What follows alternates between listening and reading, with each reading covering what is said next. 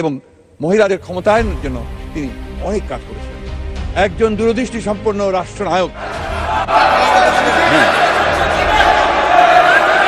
মাননীয় সদস্য, আমরা শুনি। আমি ফেয়ারলি দেখব, যদি ওনার বক্তব্য এমন কিছু হয় তখন।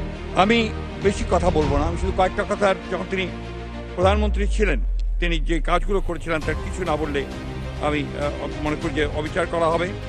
আমরা দেখেছি যে যখন তিনি সরকারে ছিলেন রাষ্ট্রনায়ক হিসেবে তিনি বাংলাদেশের নারীদের উন্নয়নের ক্ষেত্রে একটা যুগান্তকারী ভূমিকা পালন করেন এবং মহিলাদের ক্ষমতায়নের জন্য তিনি অনেক কাজ করেছেন। একজন দূরদৃষ্টি সম্পন্ন রাষ্ট্রনায়ক।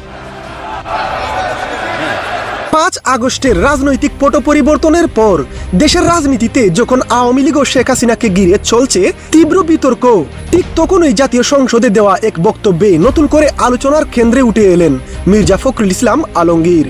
সংসদে দাঁড়িয়ে এমন কিছু কথা বললেন তিনি, যা শুনে মুহূর্তেই শুরু হয় সংসদে হইচই, প্রতিবাদ আর তুমুল সমালোচনা। কারণ দীর্ঘদিন ধরে আওয়ামী লীগ সরকারের কঠোর সমালোচক হিসেবে পরিচিত মির্জা ফখরুল এবার বললেন শেখ হাসিনার শাসনামলের কিছু অস্বীকার করা যায় না এমন কাজের কথা। মির্জা ফখরুল বলেন, মাননীয় স্পিকার, রাজনৈতিক মতভেদ থাকতেই পারে, কিন্তু শেখ হাসিনা যখন প্রধানমন্ত্রী ছিলেন তখন দেশের জন্য কিছু গুরুত্বপূর্ণ কাজ করেছেন। এটা না বললে ইতিহাসের সাথে অন্যায় করা হবে।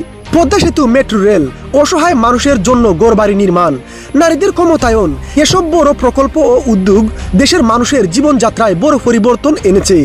রাজনৈতিক বিরোধিতা থাকতে পারে, কিন্তু উন্নয়নকে অস্বীকার করা ঠিক হবে না আমাদের। এরপরই সংসদের বিভিন্ন আসন থেকে তীব্র প্রতিক্রিয়া আসতে শুরু করে। অনেকেই প্রশ্ন তুলেন, বিএনপির মহাসচিব হঠাৎ কেন আওয়ামী লীগ সরকারের উন্নয়নের প্রশংসা করলেন? আবার কেউ বলছেন, এটি কি দেশের রাজনীতিতে নতুন কোনো সমঝোতার ইঙ্গিত? রাজনৈতিক বিশ্লেষকদের মতে বর্তমান অস্থির রাজনৈতিক পরিস্থিতিতে মির্জা ফখরুলের এই বক্তব্য শুধু একটি মন্তব্য নয়, বরং এটি হতে পারে বাংলাদেশের রাজনীতিতে নতুন আলোচনার সূচনা। এদিকে সামাজিক যোগাযোগ মাধ্যমেও ছড়িয়ে পড়েছে এই বক্তব্যের ভিডিও। কেউ বলছেন এটাই প্রকৃত রাজনৈতিক পরিপক্কতা, আর কেউ বলছেন এটি বিএনপির অবস্থানের সাথে সাংঘর্ষিক। সব মিলিয়ে শেখ হাসিনাকে নিয়ে সংসদে মির্জা ফখরুলের এই বক্তব্য এখন দেশের রাজনৈতিক অঙ্গনে সবচেয়ে আলোচিত বিষয়গুলোর একটি।